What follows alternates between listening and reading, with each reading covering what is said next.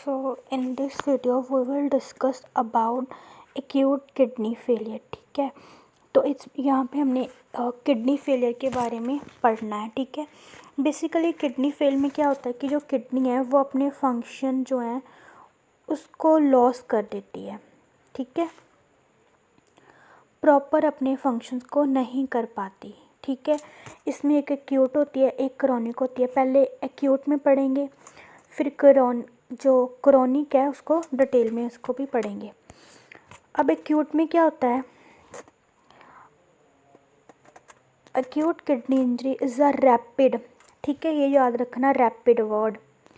जो एक्यूट है उसमें रैपिड क्या होंगे, सडनली एकदम से किडनी के फंक्शन लॉस होंगे। ठीक है, एक्यूट किडनी में क्या होगा, रैपिडली सडनली क्या होना है, किडनी के फंक्शन एकदम से लॉस होंगे।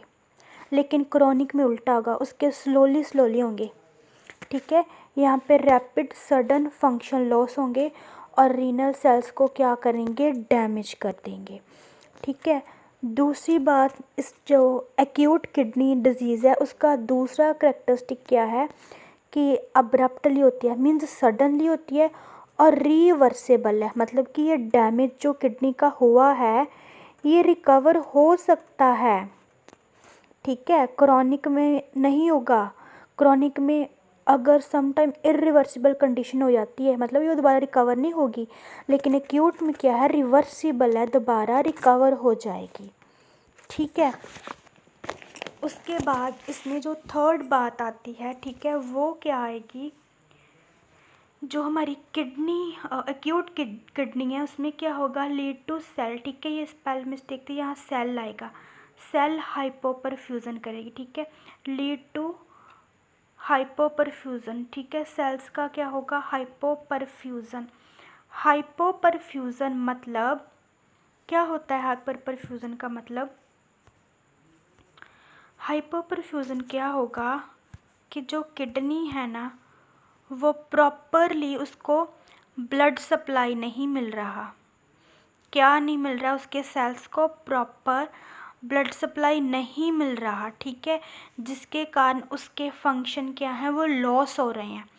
क्लियर, ये था इसकी इंट्रोडक्शन। अब डेफिनेशन पे ध्यान देना कि रीनल फेलियर क्या है, इसको हम किडनी फेलियर भी बोलते हैं। ठीक है, इसमें क्या होती है, किडनी अनएबल है to perform their essential function, जैसे फिल्टरिंग हो गया, वेस्ट को करना। ठीक है, यूरिन की फॉर्मेशन करना।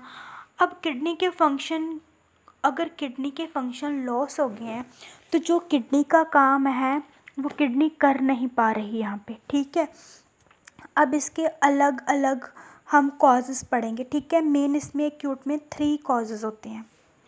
ठीक है, जैसे देखो, सबसे पहले आता है हमारा प्री, फिर इंट्रा और फिर पोस्ट रीनल कॉजेज़। ठीक है, अब ये याद रखना, प्री में क्या होना है कि हमारी किडनी में कोई प्रॉब्लम नहीं होगी। प्री में क्या है, प्री में किडनी में कोई प्रॉब्लम नहीं है।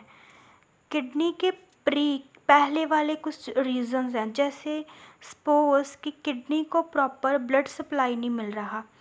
प्री में पता क्या होता है, जो भी होता है ना वो ब्लड सप्लाई कम होने के कारण होता है।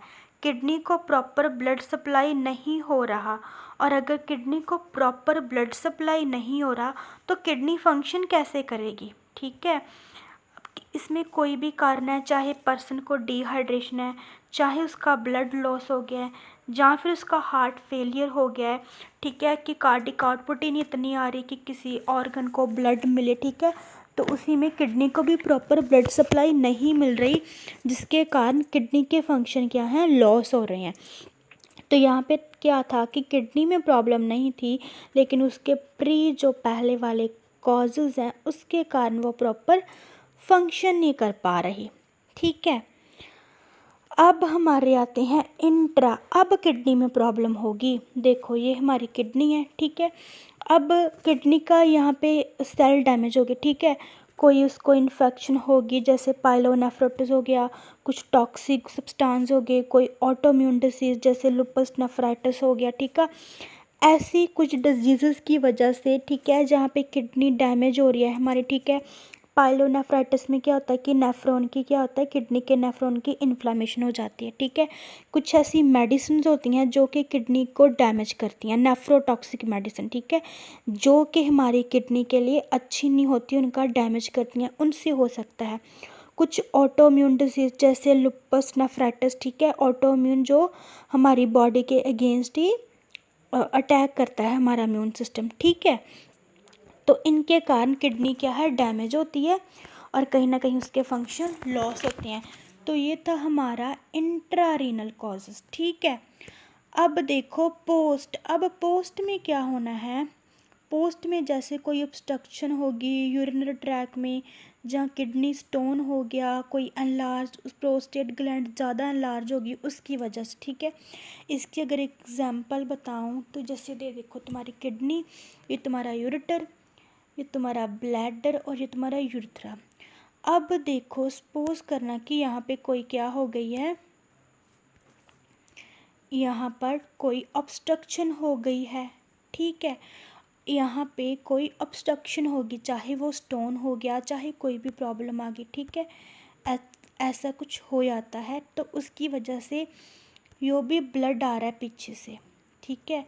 जो भी किडनी यूरिन फिल्टर करके जो भी यहाँ पर आ रहा है वो यहीं पे इकट्ठा होगा, यहाँ पे इकट्ठा होने के बाद वो ऐसे पीछे पीछे इकट्ठा होता रहेगा और यहाँ पे पूरा फ्लूइड क्या है, इकट्ठा हो जाएगा।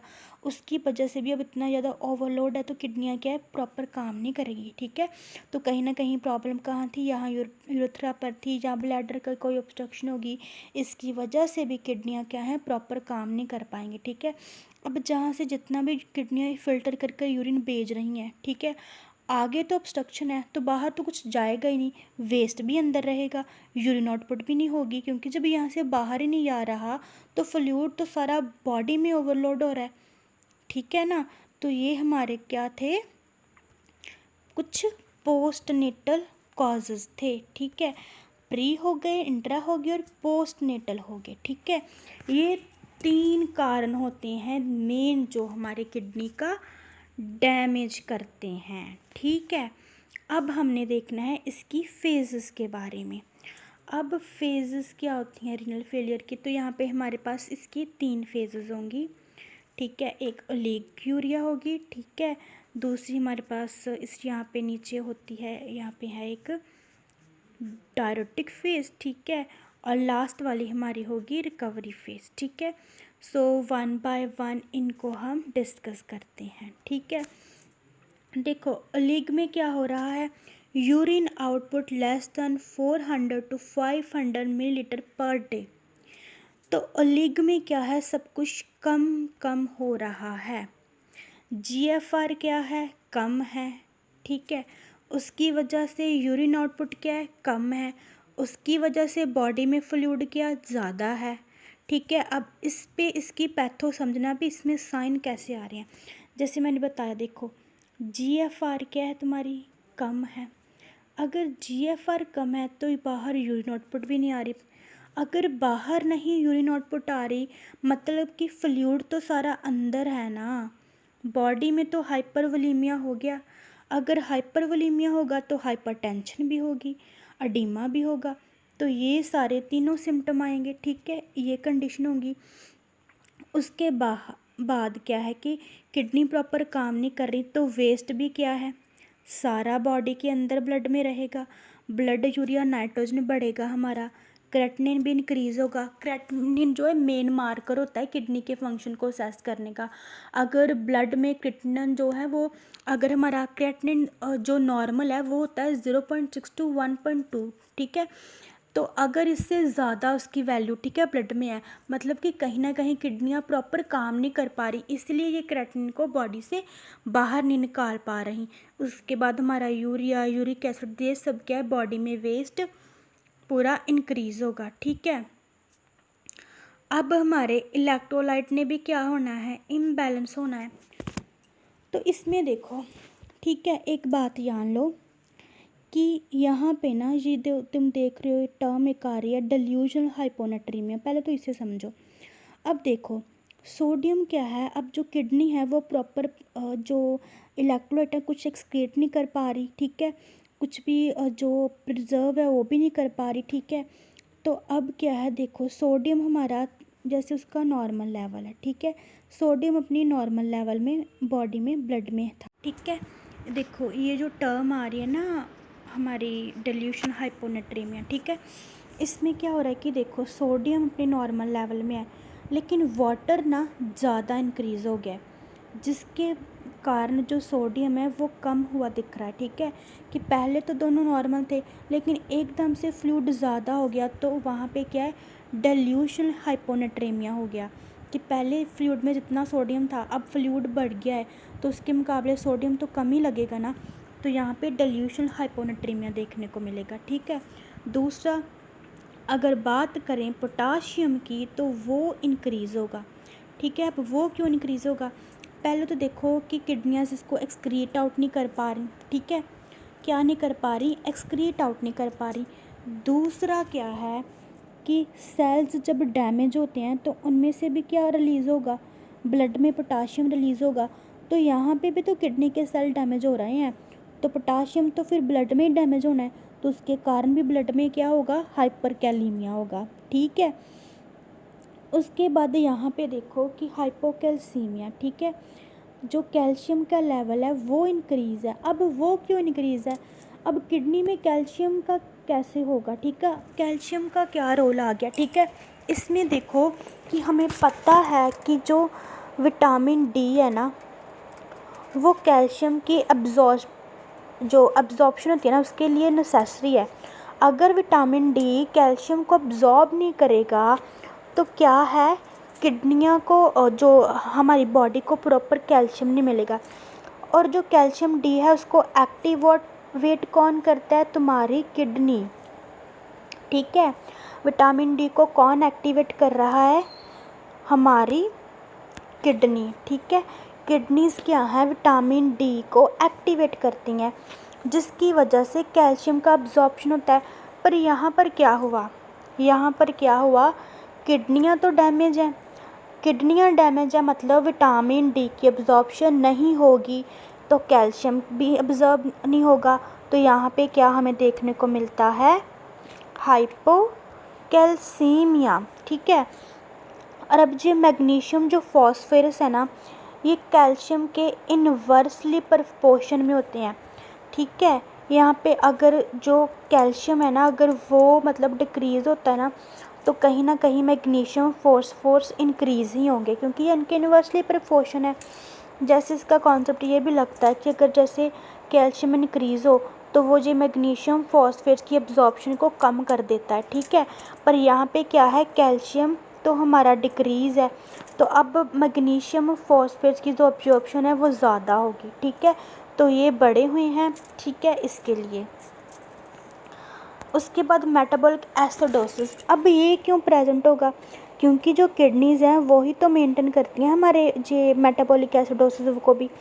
अब यहाँ पे जो बाइकार्बोनेट है वो बन नहीं रहा, ठीक है, हाइड्रोजन जो आयन है वो एक्सक्रीट आउट नहीं हो पा रहा, ठीक है, जो हाइड्रोजन आयन है वो एक्सक्रीट नहीं हो रहा और बाइकार्बोनेट आयन क्या है वो बन नहीं रहा जिसके कारण मेटाबॉलिक एसिडोसिस हो रहा है, क्लियर। तो ये सारी क्या थी, ओलिगोरिया फेज, ठीक है। इसमें पूरा का पूरा क्या हो रहा है, किडनी का लॉस हो रहा है, सारे फंक्शन क्या है उल्टी हो रहे हैं, सारा कुछ तो डैमेज हो रहा है, ठीक है, यूरिन आउटपुट कम हो रही है, बॉडी में फ्लूइड ज़्यादा हो रहा है, वेस्ट हमारा बाहर नहीं निकल रहा, इलेक्ट्रोलाइट जो हैं वो भी हमारे सारे क्या हुए पड़े हैं, ख़राब हुए पड़े हैं, इधर उधर हुए पड़े हैं, कोई ज़्यादा बढ़ गया है, कोई ज़्यादा लॉस हो गया है, ठीक है, वेस्ट भी ज़्यादा है, ठीक है। अब जो डायरेटिक फेस होगी ना इसमें थोड़ा किडनी ने अपनी फंक्शन को प्रिजर्व मतलब कि यहाँ पे थोड़ा थोड़ा किडनी रिकवर होना स्टार्ट करती है। तो देखो डायरेटिक फेस में क्या होना है, डायरोसिस होना है, डायरोसिस, ठीक है, मतलब कि जो भी हमारी बॉडी में फ्लूइड ज़्यादा रिटेन हुआ है ना, अब उसने बॉडी से एक्सक्रीट आउट होना है। क्योंकि मैंने क्या बताया था कि ये एक्यूट किडनी जो है रिवर्सिबल होती है, एक टाइम के बाद जो है वो ठीक डायरेटिक फेस में ठीक होने लगती है। अगर हम ट्रीटमेंट अच्छे से करते हैं, ठीक है, तो ये रिकवर होने लगती है। तो डायरेटिक फेस में क्या होगा, वो जो फेस थी हमारी वो थी कितने दिनों की थी वो फेस हमारी, 8 से 15 दिनों की थी। ठीक है, हमारी फेस थी 8 से 15 दिनों की। अब डायरेटिक कितनी है, 1 से 3 वीक की। इसमें देखो क्या हो रहा है। तो डायरेटिक फेस क्या करती है, characterised by increase urine output as kidney functions. ठीक है, यूरिन आउटपुट कितनी होगी, 4 से 5 लीटर पर डे होगी है, जैसे उसमें 400 थी। ठीक है, तो कहीं ना कहीं किडनी फंक्शन क्या है, रिकवर होना स्टार्ट हो गए हैं। ठीक है, यहाँ पे क्या है देखो, उसमें क्या था, GFR डिक्रीज थी। अब इसमें देखो GFR से ही काम सारा शुरू हो जाना है। FR हमारी इंक्रीज, मतलब यूरिन आउटपुट इंक्रीज। ठीक है, बॉडी से हाइपोवोलेमिया हो जाएगा। ठीक है, बट अब यहाँ पे एक ना कॉम्प्लिकेशन भी आने के चांसेस रहते हैं, तुम्हें पता है। अगर एकदम से बॉडी की यूरिन आउटपुट इंक्रीज़ हो और बॉडी से एकदम से फ्लूइड कम हो, तो कहीं ना कहीं यहाँ पे डिहाइड्रेशन आने के चांसेस है ना। पेशेंट को जो शॉक के साइन भी आ सकते हैं कि एकदम से फ्लूइड लॉस हुआ, तो हमें उसकी हाइड्रेशन भी मेंटेन करके रखनी होती है। ये नहीं कि पूरा जो फ्लूइड है वो उसकी बॉडी से चला जाए। ठीक है, तो यहाँ पे कहीं ना कहीं वो कंडीशन भी आने को देखने को मिल जाती है। हाइपोवोलेमिया होगा, जो पोटाशियम ज़्यादा था वो भी अब डिक्रीज़ होने लगेगा। ठीक है, इसमें जैसे उसमें भी उसमें तो था कि हाइपो डल्यूशन हाइपोनेट्रेमिया था, अब इसमें हाइपोनेट्रेमिया होगा कि कहीं ना कहीं जब किडनी ने अपने जब फ्लूइड को मतलब बॉडी से बाहर निकाल, तो उसके साथ साथ सोडियम का भी क्या ज़्यादा एक्सक्रीशन कर दिया, जिसके कारण फिर से हमें जो सोडियम है वो कम मिलेगा। ठीक है, बर्न भी डिक्रीज़ होगा क्योंकि अब जो बॉडी से एक्सक्रीट आउट हो चुका है, क्रेटिनिन भी बॉडी से कम हो गया है। ठीक है, तो कहीं ना कहीं हमारी किडनी क्या है, ठीक होने को आ रही है। ठीक है, लेकिन यहाँ पे हमें ना सारी मॉनिटरिंग अच्छे से देखनी है कि कोई चीज़ ज़्यादा तो नहीं लॉस हो रही। जैसे अगर वॉल्यूम ज़्यादा लॉस हो गया तो पेशेंट को तो डिहाइड्रेशन हो जाएगी। ठीक है, तो इस बात का भी ध्यान रखना है। उसके बाद हमारी आती है रिकवरी फेज़, ये 1 से 2 साल की होती है। ठीक है, ये स्लो प्रोसेस करते हैं कि पूरी तरह से जैसे कंप्लीट रिकवरी बोलें तो उसको 1 से 2 साल लगेंगे ठीक होने में। ठीक है, और इसमें ये एक देखना पॉइंट जो मेंशन किया है कि इस फेज़ में क्या होता है ना, जो ओल्डर अडल्ट होते हैं ना, उन्होंने बोला कि less likely than a younger adult to regain full kidney function. ठीक है, अगर कोई यंग पेशेंट है, उसमें किडनी फेलियर हुई पड़ी है, तो उसमें चांसेस होते हैं कि वो पूरी तरह ना अपने फंक्शन रीगेन कर लेगा। लेकिन ओल्डर में क्या होता है कि उसमें थोड़ा कम चांसेस होते हैं कि वो पूरी तरह से उसकी किडनी ठीक होए। ठीक है, अब ये तो थी इसकी फेजेस। ठीक है, अब इसके कुछ क्या कर लेते हैं, कॉमन सिम्टम देख लेते हैं क्या आते हैं। अब सिम्टम अच्छे से देखना कि कौन सा सिम्टम क्यों आ रहा है। रैशनल, जब रैशनल के साथ पढ़ते हो ना, उससे क्या होता है, कॉन्सेप्ट क्लियर होते हैं। ठीक है, फाइंड आउट करो कि अगर ये सिम्टम आ रहे हैं तो क्यों आ रहे हैं। ओलिगोयूरिया हो रहा है, ओलिगोयूरिया मतलब कि यूरिन आउटपुट हमारी क्या है, 400 से कम है। वो मैंने बताया, GFR कम है, यूरिन आउटपुट डिक्रीज़ है क्योंकि किडनी प्रॉपर वर्क नहीं कर रही। एनयूरिया, इसमें 100 से भी कम होगी यूरिन आउटपुट। ठीक है, उसके बाद अडीमा, इसका भी मैंने रैशनल बता दिया। अडीमा क्यों होगा, क्योंकि बॉडी में हाइपरवोलेमिया हुआ पड़ा है, क्योंकि बॉडी से किडनियाँ फ्लूइड बाहर रिमूव नहीं कर रही। पल्मोनरी अडीमा, अगर ज़्यादा फ्लूइड लंग्स में भी इकट्ठा हो गया, उसके कारण क्या है, पल्मोनरी अडीमा होगा। और देखो, अगर पल्मोनरी अडीमा होगा तो एक और सिम्टम आएगा, क्या आएगा, डिज़निया, पर्सन को ब्रीथिंग डिफ़िकल्टी होगी। ठीक है, उसके बाद डिसरिथमिया, क्योंकि कहीं ना कहीं पोटाशियम जो है वो बढ़ा पड़ा है, और हमें पता है कि हार्ट के लिए पोटाशियम जो है, एक हार्ट का अगर पोटाशियम का लेवल अगर कम हो तब भी हार्ट के लिए प्रॉब्लमेटिक है, अगर ज़्यादा हो तब भी हार्ट के लिए प्रॉब्लमेटिक है। तो इसकी वजह से कहीं ना कहीं डिसरिथमिया देखने को मिलेगा। ठीक है, उसके बाद बोन वीक्स होंगी क्योंकि हमारे पास कैल्शियम तो कम हो गई है, इसके कारण देन मसल क्रैम्प्स देखने को मिलेंगे, ठीक है। मसल क्रैम्प भी कहीं ना कहीं इलेक्ट्रोलाइट जो इम्बैलेंस हुए ना उनकी वजह से देखने को मिलते हैं। लेथार्जी, पर्सन जो है वो बहुत ही फटीग फील करेगा, ठीक है। उसके बाद जो ये जीआई सिम्टम आ रहे हैं हमारे, एनोरेक्सिया, नोज़िया, वॉमिटिंग, ये बेसिकली पता क्यों आते हैं?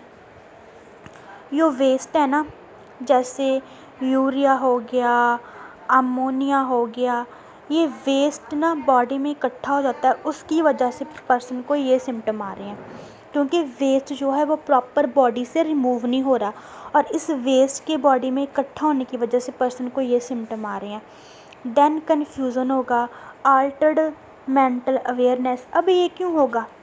इनका क्या, देखो यो अमोनिया वगैरह और वेस्ट मटेरियल है ना, अगर ये बॉडी में इंक्रीज़ हो रहा है, सम टाइम अगर क्या करता है ये ब्लड ब्रेन बैरियर को क्रॉस कर गया तो ये न्यूरोलॉजिकल कॉम्प्लिकेशन करेगा, जिसकी वजह से पर्सन को कन्फ्यूज़न होगा, आल्टर्ड मेंटल अवेयरनेस होगी, ठीक है। उसके बाद बोन पेन, ठीक है। तो यहाँ तक था इसके, आज की वीडियो में बस था कि ये डेफिनेशन थी इसकी, ठीक है। ये होता क्या है, एक्यूट किडनी डिजीज़ क्या है, इसकी डेफिनेशन, इसके कॉजेज़ आ गए, ठीक है। उसके बाद हमने इसकी फेजेस के बारे में पढ़ा डिटेल में, ठीक है। अगर कोई भी इसके सिम्टम में डाउट हो तो वो पूछ लेना कि कौन सा सिम्टम क्यों कैसे आ रहा है, क्या रिलेशन है इनका आने का। देन हमने क्लिनिकल फीचर्स देखे, ठीक है। अब नेक्स्ट पार्ट में क्या होगा, एक तो डायग्नोज होंगे, दूसरा इसका मैनेजमेंट होगा, ठीक है। और एक बात और, ये तो था एक्यूट, ठीक है। जब मैं क्रॉनिक करवाऊंगी ना, क्रॉनिक में क्या होगा कि हमारे जो पूरे सिस्टम है ना क्रॉनिक में, वो सारे सिस्टम इफ़ेक्ट होते हैं। तो क्रॉनिक में सारे सिस्टम वाइज जो साइन एंड सिम्टम है ना वो पढ़ने हैं तुमने, ठीक है। तो इसमें बस इतना ही कि इसका क्या क्या है, ठीक है। Thank you for watching.